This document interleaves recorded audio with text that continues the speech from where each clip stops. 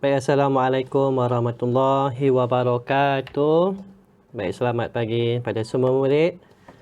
Baiklah, untuk kelas tutorial pada pagi ini, cikgu akan jelaskan dan cikgu akan terangkan kepada kamu semua mengenai apa yang perlu kamu lakukan ataupun aktiviti yang perlu kamu lakukan pada hari ini.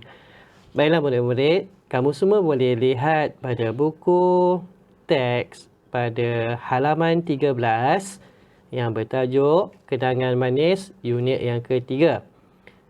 Objektif pembelajaran pada hari ini ialah murid-murid akan dapat menyebut ayat tunggal dan juga ayat majmuk. Baiklah murid-murid, sebelum ini cikgu ada berulang kali mengajar awak mengenai ayat tunggal dan juga ayat majmuk.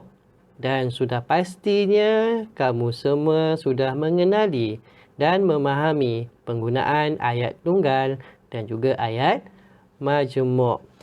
Baiklah, cikgu teruskan kepada aktiviti yang perlu kamu lakukan. Baik, untuk hari ini, untuk sesi tutorial, cikgu akan buat secara screen recording sahaja. Dan murid-murid boleh lihat kepada buku teks dan juga buku aktiviti. Baik, saya pergi kepada aktiviti pertama yang perlu kamu lakukan. Okey, sila buka buku aktiviti pada halaman 15. Masih lagi berkisar kepada ayat tunggal dan juga ayat majmuk. Unit yang ketiga, Kenangan Manis. Baik, saya bacakan dahulu arahan dalam buku aktiviti tersebut. Dengar, sebut dan tulis ayat. Okay, baik. Saya bacakan dahulu petikan dia. Menganyam tikar. Puan Anita maklum Alia, seorang pengajar kraf. Beliau bekerja di Kompleks Kraf Johor. Puan Anita mengajarkan anyaman tikar dan jahitan. Alia suka ke kampung kerana dapat belajar menganyam tikar. Dia sangat seronok. Alia tidak dapat melupakan pengalaman pertamanya semasa belajar menganyam tikar. Walaupun dia berasa agak susah, namun dia gigih mempelajarinya daripada Puan Anita. Akhirnya, Alia berjaya. Alia sangat bangga. Walaupun tidak kemas, tetapi hasilnya itu menjadi kenangan manis untuk dirinya. Baik, cikgu dah bacakan petikan ini. Apa yang perlu murid-murid lakukan adalah sila kenal pasti yang mana satu ayat tunggal dan yang mana satu ayat majmuk.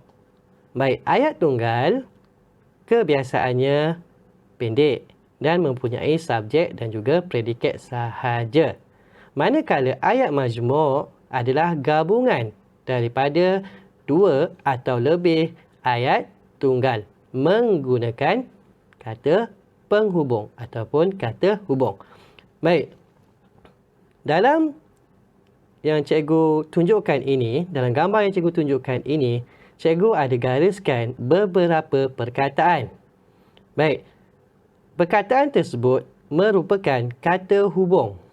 Contohnya dekat sini, dan, kerana, semasa, namun dan tetapi. Ada 5 yang cikgu gariskan di sini.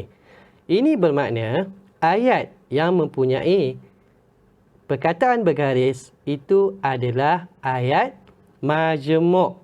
Okey, ayat majmuk. Okey, kerana ada kata hubung di situ, itu adalah ayat majmuk. Manakala ayat yang cikgu tak gariskan itu adalah ayat tunggal. Contoh ayat tunggal. Puan Anita maklum Alia, seorang pengajar kraf. Itu merupakan ayat tunggal.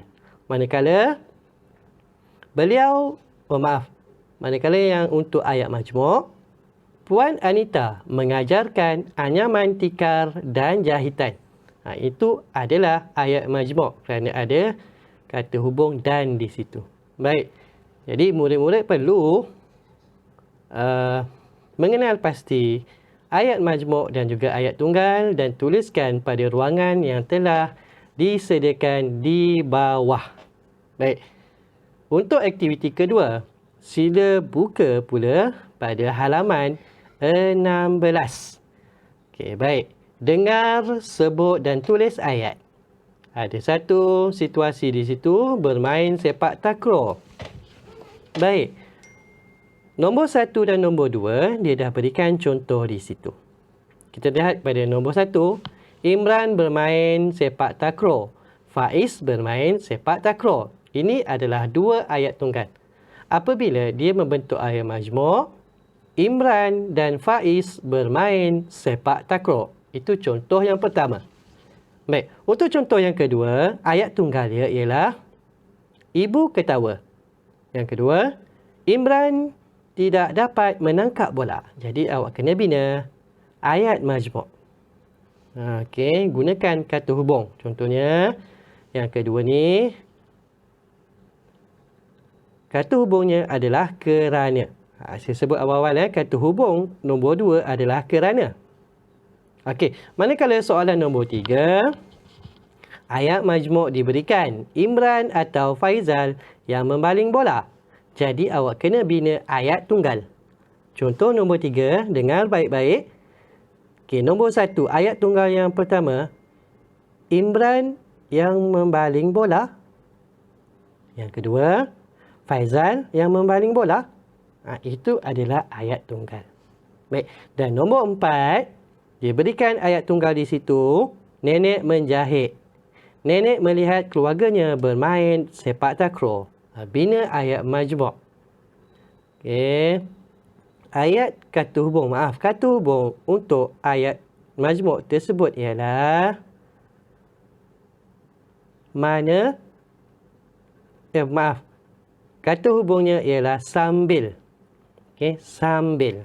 Okey, sambil Nombor 4 tu kata hubungnya ialah sambil. Nenek menjahit sambil. Okey, sambungkan ayat tersebut menjadi ayat majmuk. Baiklah murid-murid, cikgu rasa setakat ini saja kelas tutorial untuk menjawab latihan yang cikgu berikan. Cikgu harap kamu semua dapat menjawabnya dengan baik. Okey, dan sila siapkan latihan yang telah cikgu berikan. Dan kita akan berjumpa lagi semasa kelas PDPR nanti. Okey, jadi kita ada 5 waktu BM hari ini, 2 waktu BM tutorial dan 3 waktu BM PDPR. Jadi, sepanjang masa tersebut, awak boleh siapkan kerja yang telah cikgu berikan. Okey, baik. Saya rasa setakat itu saja. Semoga kita akan berjumpa lagi dan insyaAllah pada 8 Mac nanti kita akan berjumpa secara bersemuka. Okay, jadi awak kena siapkan kerja, siapkan tugasan yang telah saya berikan dan hantar kepada saya. Baik, semoga kita berjumpa lagi. Assalamualaikum warahmatullahi wabarakatuh. Sekian, terima kasih.